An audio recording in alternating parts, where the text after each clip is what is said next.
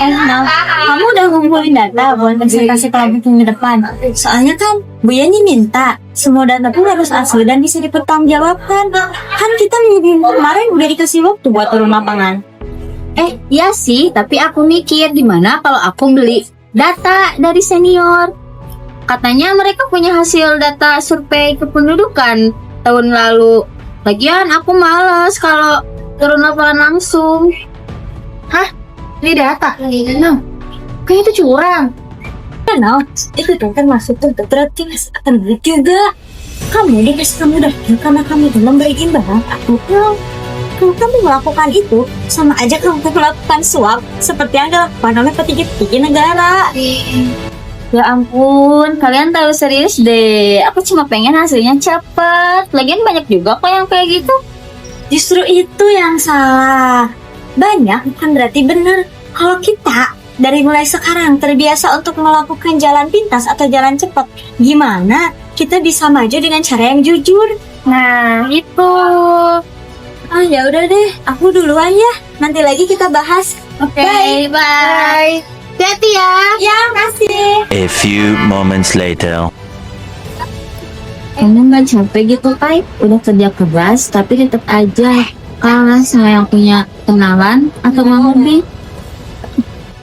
Capek sih, tapi aku percaya aja sama hasil jujur.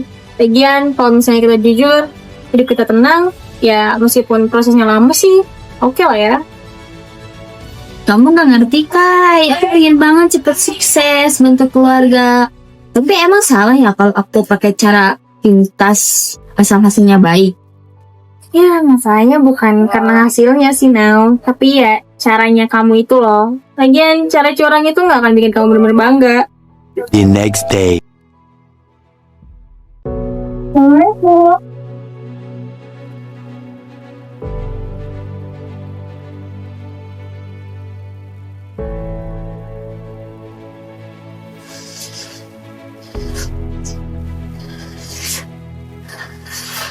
Kalian kelihatannya serius sekali.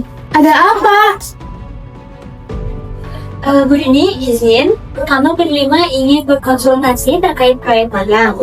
Ada perusahaan kenalan bapaknya Naura yang menawarkan kepada kami untuk kami magang di sana. Lalu, tapi dengan catatan ada hadiah untuk si yang masukin ke kaminya. Apakah itu bagus atau tidak? Hadiah seperti apa?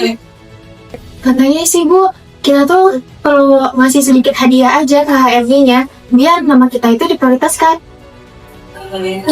Menurut kamu setuju gak, Nau? Awalnya iya, Bu. Saya cuma mikir kalau itu bisa bantuin proses perkuliahan kita, kenapa enggak? Nah, jadi dunia kerjaan lagi. Gratifikasi itu bukan hanya sekedar uang terima kasih, tetapi juga bisa berupa fasilitas, hadiah, atau bahkan cuma sekedar tampilan, tetapi dengan hasil tertentu. Nah, kalau kalian biasakan itu dari sekarang, nantinya akan susah berhenti. Berarti betul ya, Bu. Integritas itu bukan cuma buat tugas kuliah doang, tapi sebagai hal hidup. Nah, kalian tuh tadi sudah dengar angka penjelasan saya. Jadi kalian tetap mau magang alasan seperti itu atau dengan semangat kalian sendiri? Coba kalian pikir gitu. Baik, Bu, kami akan mempertimbangkan kembali keputusan apa yang akan kami ambil. Terima kasih, Bu.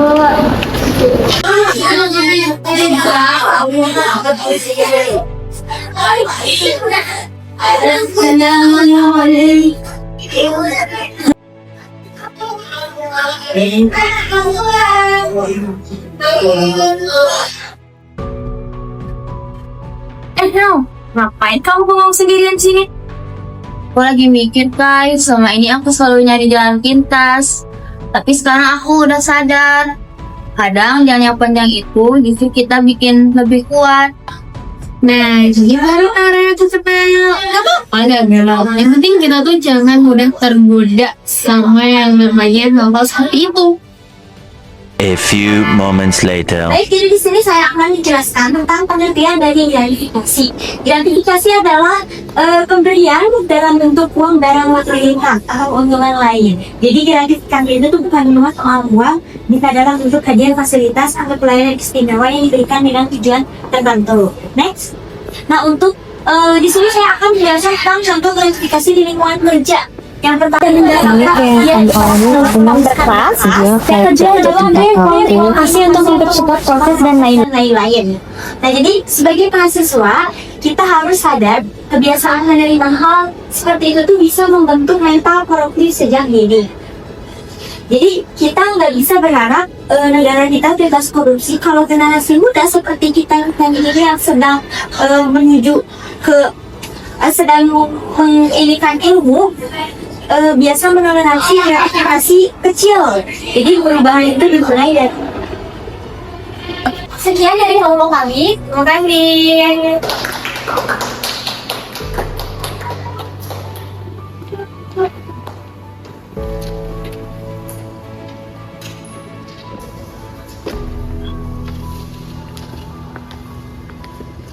Kalian tadi terbarunya bagus sekali. Saya senang. Akhirnya kalian paham bahwa integritas itu bukan soal teori, tetapi kebiasaan yang harus kalian jaga.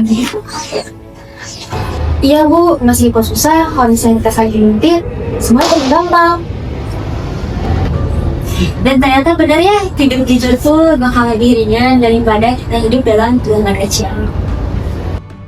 Nah, ini baru mahasiswa dasar berbangsa. Jangan tunggu besar rumah jujur. Mulailah dari hal-hal yang kecil.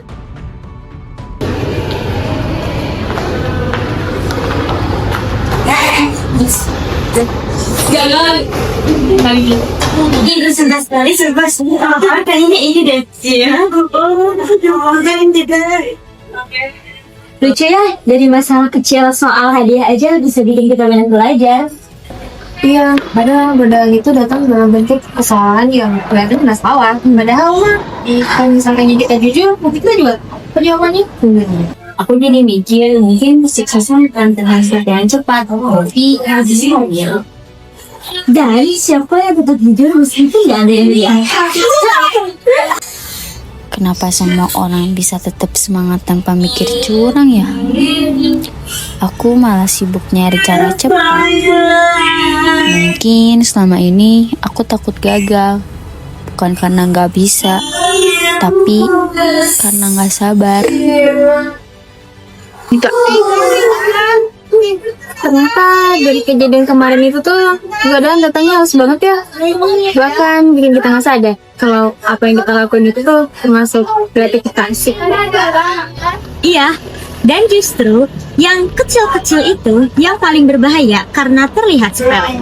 Misalnya kayak kisah yang ada di video tersebut, yaitu hadiah kecil atau bantuan jalur cepat, yang mana itu jika dibiarkan, kita akan tumbuh menjadi mental koruptif. Aku baru sadar bukan cuma masalah uang atau hadiah, tapi bagaimana kita milih jalan hidup. Waktu itu aku tergoda karena aku takut gagal, takut salah. Jadi aku cari cara pintas. Dan itulah yang banyak terjadi dari anak muda sekarang, Nal. Bukan karena mereka jahat, namun karena mereka merasa tertekan, tidak sabar, dan juga ingin cepat sukses. Integritas itu dibangun dari keputusan-keputusan kecil yang mereka anggap tidak penting. Nah, integritas itu kayak otot loh. Soalnya semakin kita latih, nanti semakin kuat. Betul, dan ketika kalian kemarin menolak gratifikasi itu, maka kalian sedang menguatkan otot itu. Kalau kita ingin masa depan yang bersih, berarti harus mulai dari diri sendiri dulu. Ketika orang lain memilih jalan yang curang, bukan berarti kita harus mengikuti perilaku buruk tersebut. Sekarang saya ngerti makna besarnya, sukses itu bukan siapa yang paling sukses, tapi siapa yang tetap jujur meskipun punya kesempatan buat curang. Dan siapapun yang berani bilang enggak, walaupun godaannya kelihatan menguntungkan. Itu bagian dari cerita kalian. Tetapi, sekecil apapun gratifikasinya, itu bisa merusak nilai diri. Namun, kalian, para anak-anak muda, bisa membuktikan bahwa kalian itu bisa berdiri di jalan yang benar. Dan itu yang membuat saya bangga. Jadi kesimpulannya, integritas harus mulai dibangun dari hal yang kecil sebelum kita memegang tanggung jawab yang lebih besar. Dan godaan itu selalu ada, tapi pilihan itu tetap ada di tangan kita.